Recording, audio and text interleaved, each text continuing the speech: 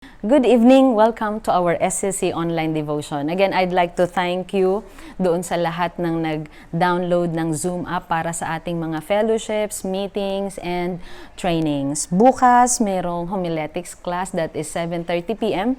And those who are willing to join, contact Apple for the meeting ID. Our passage this evening in Psalm chapter 49, verses 5 to 20. Why should I fear when trouble comes, when enemies surround me?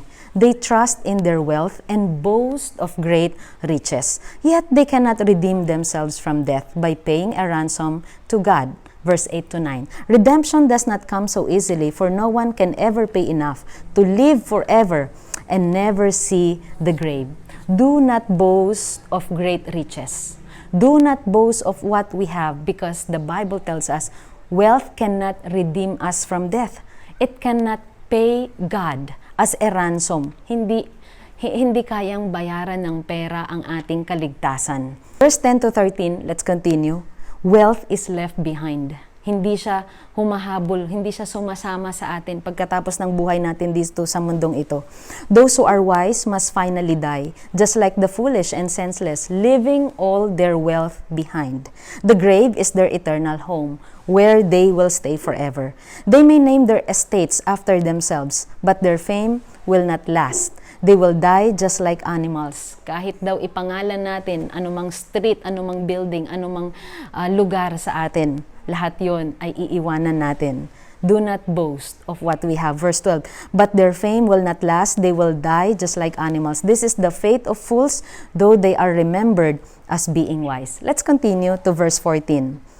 Like sheep, they are led to the grave, where death will be their shepherd. In the morning, the godly will rule over them. Their bodies will not rot in the grave, far from their grand estates.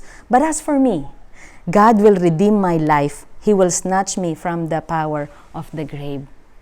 Let us continue to trust in the Lord. Let us continue to grow in faith, to be with the Lord in season like this.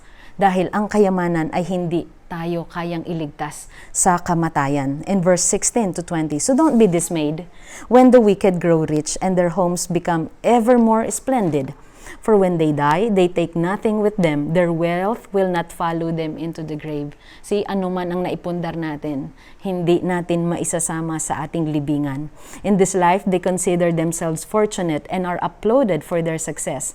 But they will die like all before them and never again see the light of day. People who boast of their wealth don't understand. They will die just like animals. Again, let us not boast of anything that we have. Sabi ng Bible, kung meron daw tayong ipagmamalaki, ayun ay nasa Panginoon tayo. Thank you for joining me in our online devotion. Stay hungry for the Word of God and see you again tomorrow.